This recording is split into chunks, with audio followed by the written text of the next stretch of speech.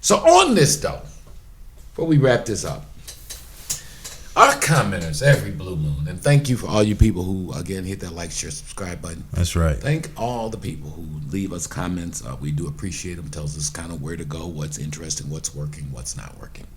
But every blue moon, we're gonna do a post. Probably we'll get one from this post. Oh, no question. And one of our dear people out there, one of our brothers and sisters, will say, "Hey, stop glorifying that stuff, you gangsters and your parents." Were drug dealers, and you guys destroyed the community. You know what I'm talking about, Lou? I do. They said we destroyed the community. They said right, and wait, what was the one I read recently? That you're the guy said you're selling imaginary drugs on an imaginary street corner. I don't even know what it meant.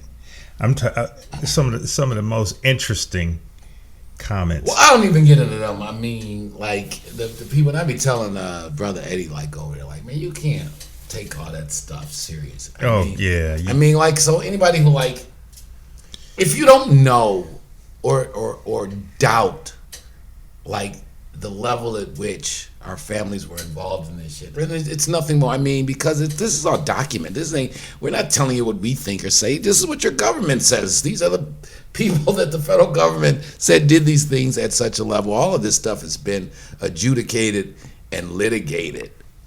So whether it's Eddie Jackson's run throughout the 70s, the government saying it was the most sophisticated operation in the Midwest. Right. Whether it's Pops, the Pakistani run, and the feds say this was a massive international network that spawned from Australia to Pakistan to Canada to America. I mean, it's all real documented. But I ain't even talking about those kind of comments. I mean, because people, I worked for Pops from 86 to 2000. Now, if you come from this town, you know what Courtney Brown did between the years of 1986 and the year 2000. I ain't got to spend a whole bunch of time telling you what we did. And the thing is, the stuff that we didn't even consider hustling was most of these people's dream hustle. Like the running around with my friends, and when Eddie would come to New York, that was just some side lifestyle wayward. I mean, because that didn't even count. That wasn't even part of the show. That was just something to do. That was something to do. Something to do, help out a friend. And my friends do all kind of, friends and family do all kind of stuff. But no, so I'm talking about the people who like be really believing that somehow the problems in the African American community or in the urban centers, that the men who are involved in the narcotics trade are the ones responsible for the condition of these communities. And so I want to throw out just a couple questions on that question. If all the black men in the world, in America rather, stop selling drugs tomorrow, would people still get high tomorrow? Or do you believe, are there people out there who believe, and I'm looking forward to you guys' comment. I really want to know where people's heads are. Do you guys really believe, or do people believe, that if tomorrow every black man in America separated themselves from the narcotics trade, that people in the neighborhoods would stop getting high, or how long would it be before just somebody who didn't look like you moved into your neighborhoods and filled those voids? In no time. Okay, but would people stop getting high? Do people who get high, who buy drugs, do they buy the drugs because the person they're buying them from look like them, or they're buying them because they got that hookup? They got what they want. Right. Like, I've never bought. I mean, I do try, but I buy some. I don't drink now, but if I'm buying some drinks for my company to come by, I try to go to the black-owned liquor store. Mm-hmm. But it's not a requirement. It's not the requirement. I mean, if I need some Patron because I got a date coming over, I'm gonna go buy the Patron. I don't really particularly care who I'm buying it from. I know what I need for what I'm trying to get done, Yeah. and that's that. So I mean, so that's just a food for thought. Yeah. Okay, if these black men involved in the narcotics trade are the reason for the, I'm okay. This is where I get it real confused. What are the problems in the hood? High unemployment. The black drug dealer, quote unquote, or kingpin, he's the reason why there's no jobs in the hood. He's the reason why a 18-year-old brother, got to catch 4 buses out to the suburbs to hold down a job because there's no local jobs in his community. So I guess it's the black drug dealer that moved all the jobs to Mexico, China, India, mechanization, technology. What about the piss poor education? Oh, well, I guess the dope man is in charge of the Board of Education also. So he is somehow responsible for the 50% illiteracy rate. And this is where it gets double. It's his fault that we got mass incarceration, even though he's the one that's getting incarcerated. But somehow he is the protagonist and antagonist of mass incarceration, and the countless number of guns in the community made by Smith and Wesson, Colt 45, Luger, Ruger. Of course, he buys those guns, none of which he makes or manufactures, and outside of that select few kingpin, most of these brothers have never been out of the country. So, and the drugs come from outside of the country. Yeah. So, I'm trying to figure out: did Escobar ruin the hood? Is now El Chapo? So the Chinese, the mob, I guess, destroyed the hood first. Right. Then after the mob came Escobar, and Right. then they destroyed the hood. They came and Then the Mexicans now are destroying the hood. But our elected political officials and the people who run the school board and our corporate lead and our leaders who are clueless how to create jobs in the inner city. But yet they can create so many jobs in the suburbs. many jobs in the suburb. And if these kingpins are destroying the hood, don't they come out the hood? Aren't they products of the hood? Yeah. And when Eddie got locked up and Frank Matthews fled the country and Nicky Barnes got locked up and Felix Mitchell get locked up, if they were the problem when they got locked up, the problem should have went away, right? Right. Okay, so that didn't happen in the 70s. All the big time guys got locked up in the 70s.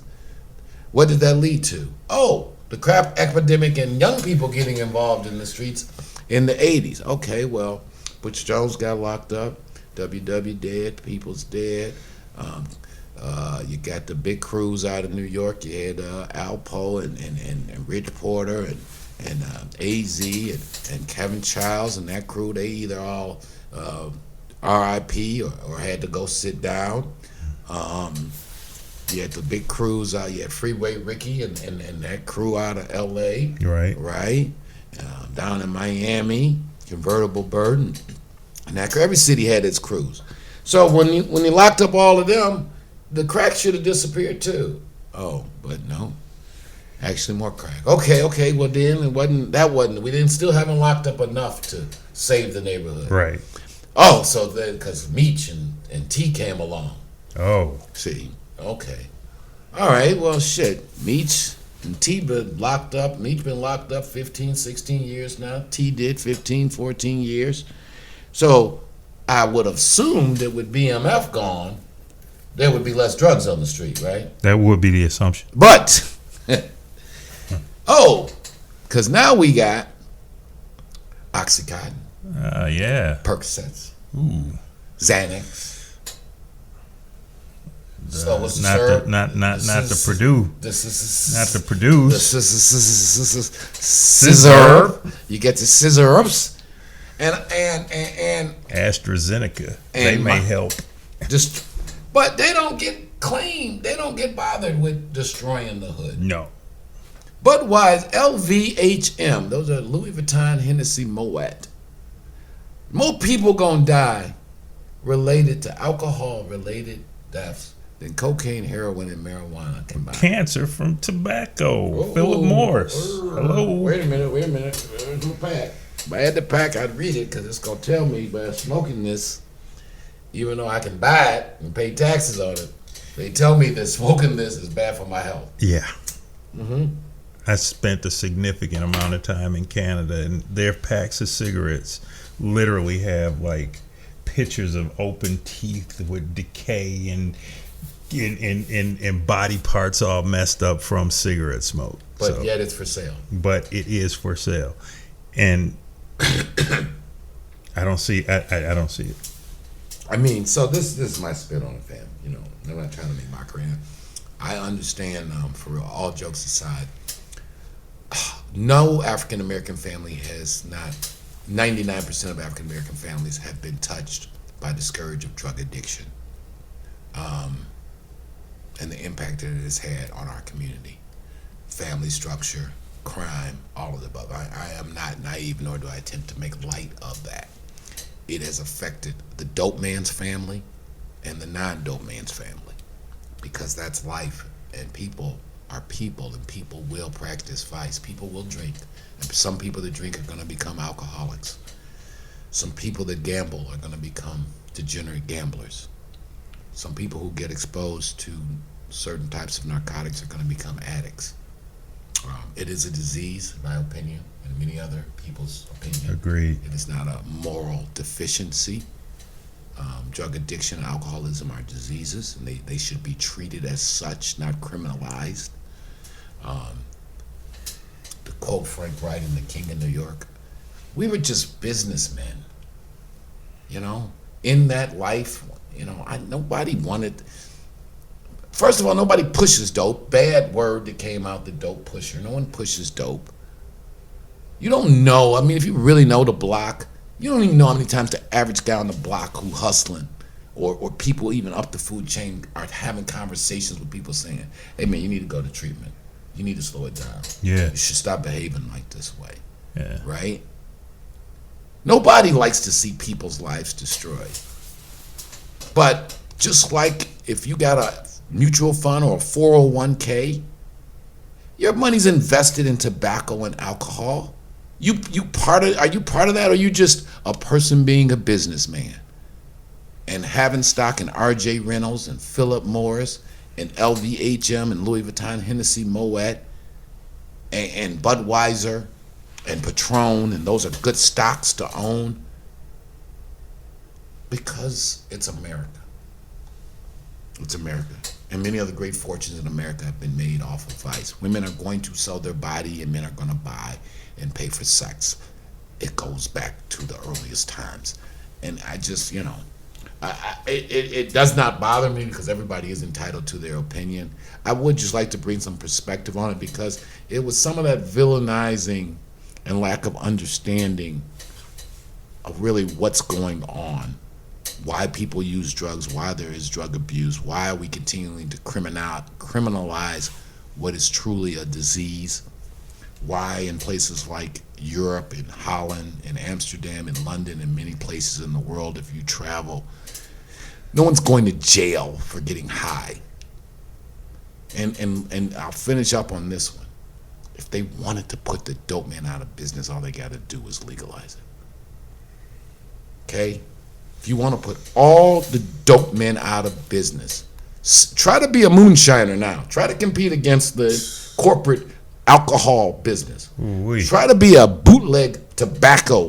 Try to be a underground tobacco salesman. See how that worked out for you. No, you're not going to compete against Newport and Cools and industrial tobacco once it gets legalized. And the same thing is happening right now with the cannabis industry. That's right. As it gets corporatized, very soon, you're not going to have people selling weed at gas stations or weed houses because eventually corporate America, it's already happening, will drive the black market out of business. It took them about 30 years. I think they ended prohibition, and they ended prohibition in like 1933, and they estimated it wasn't until like 1953 that they were able to really break the back of the illegal alcohol business. Right It's on. about a 20-year process. So, same kind of thing. So again, we didn't destroy the hood, in my opinion. Had nothing to do with it. Had nothing to do with it. We didn't start the fire. It was World's been burning since the world's world's been been turning. turning. There it is. There it is. So, but anyway, I love your feedback on this. Good, bad, or ugly. What do you think about what we're talking about here? Are the kingpins responsible for the plight of the hood, of the black experience in urban America circa 2022? Right, and moreover, are we? Well, who is a responsible, and what responsibility do your elected officials and civic leaders play in your business class or lack thereof business class? Or is it just some player hating because a couple brothers is actually able to buy some nice whips and buy a couple nice cars, and we just hate seeing that? Yeah, got to hit the polls on that one, folks. Let us know what you think. Again, hit like, share, subscribe, hit that notification button. We got a lot of hot stuff coming up. Appreciate the support. Channel is growing rapidly. It's going down, man. We got like a full plate for 2022. Making of the Mafia coming out. Pre-production started on Motown Mafia Part 2 and the remix. We're continually finding different stories and articles and footage chronicling that legendary run of the big man and his crew. So just make sure you're hitting that like, share, subscribe, notification button. Stay in touch. Holla at you, man. What you got, Big Lou? Hey, Flyers Plus Graphics. Check us out. Instagram. Check us out. We got the shop.bigbossfilmworks.com for your merch. And on that note, I'm going to call it a day. All right, there it is. Holla at your man. Big Boss Filmworks, Motown Mafia Podcast. Signing out. Holla at your man. Peace. One.